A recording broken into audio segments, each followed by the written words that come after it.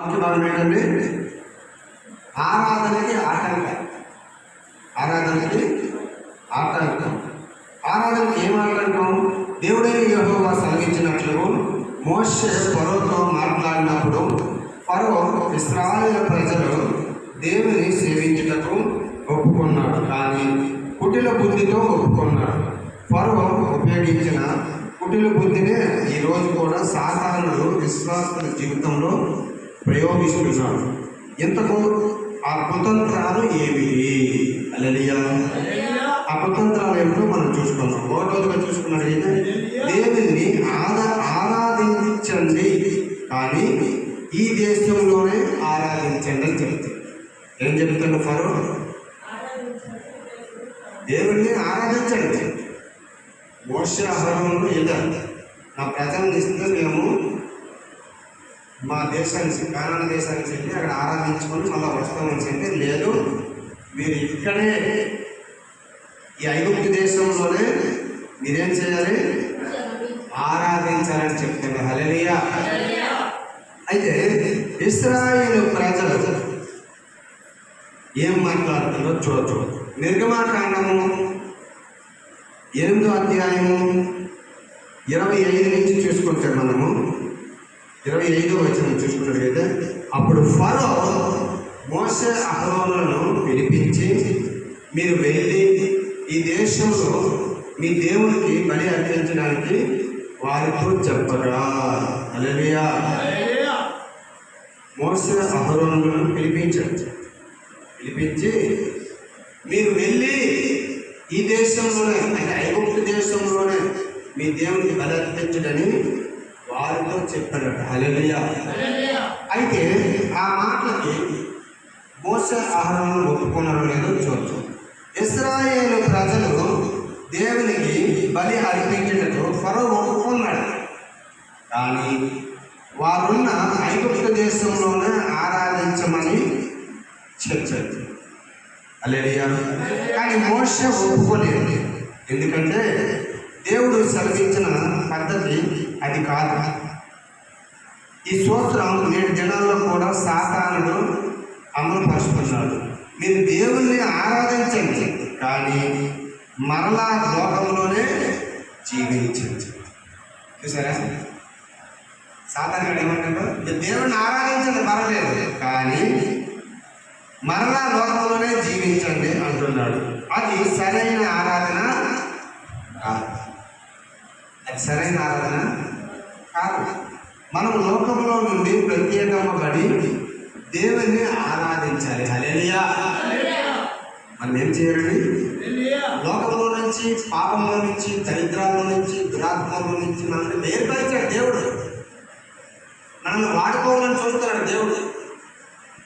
మనం దేవుళ్ళో ఎదగాలి, కానీ ఆదివారం రోజే ఆరాధన చేద్దాం, శుక్రవారం రోజే ఆరాధన చేద్దాం, మిగతా అన్ని రోజులు సాతాను గడుపుని చుట్టమైపోయి ఆడి పట్టణంలో ఆడి మాట్లాడుతుందామంటే అది అసలైన ఆరాధన కాదు. ఎందుకు? నిన్ను లోకంలో నుంచి, పాపంలో నుంచి ప్రత్యేకపడిన దేవుడిగా మనం ఆరాధించాలి. హల్లెలూయా. అంతేగాని లోకంలో నుంచి, పాపంలో నుంచి మళ్ళా బయటకు వచ్చి మళ్ళా దాంట్లోకి అయితే పాత జీవితం, రోత జీవితం, దరిద్రమైన జీవితంలో నుంచి మన దేవుడు ఏర్పరిచాడు, అన్ని జనాంగాల్లో నుంచి ఏర్పరిచాడు. మళ్ళా మనం దాంట్లోకి వెళ్తే ఇంకా అన్ని కూర్చోండి అన్నా కదా? హల్లెలూయా. హల్లెలూయా. హల్లెలూయా. అదే బుద్ధి పంది బుద్ధి. పందిని చూడండి, చక్కగా అది ఒక తెల్ల పంది, చూడడానికి అందంగా ఉంది. చిన్న పంది బుట్ట అడుగులు నడుచుకొని వెళ్తుంది.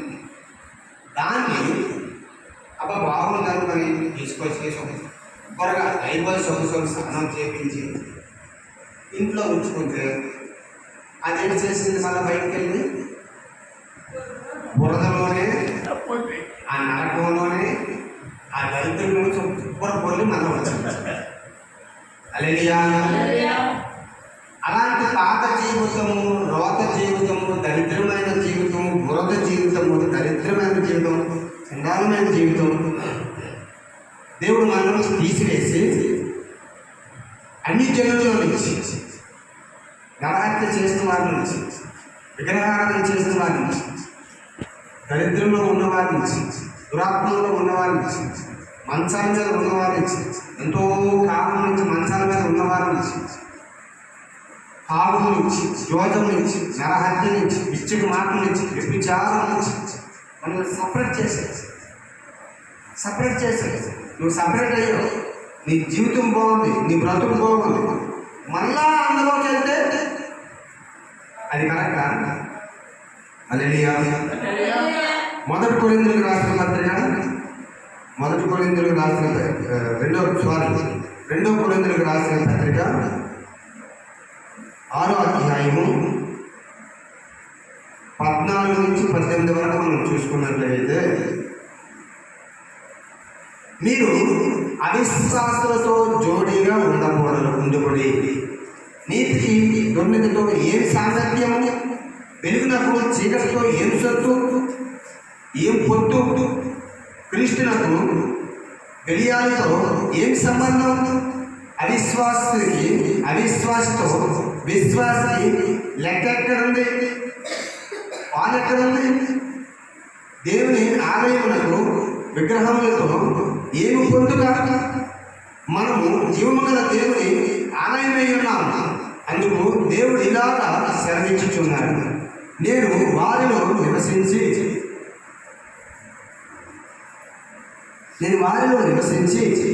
సంచరించును, నేను వారి దేవుడినై ఎందును, వారు నా ప్రజలై ఎందును.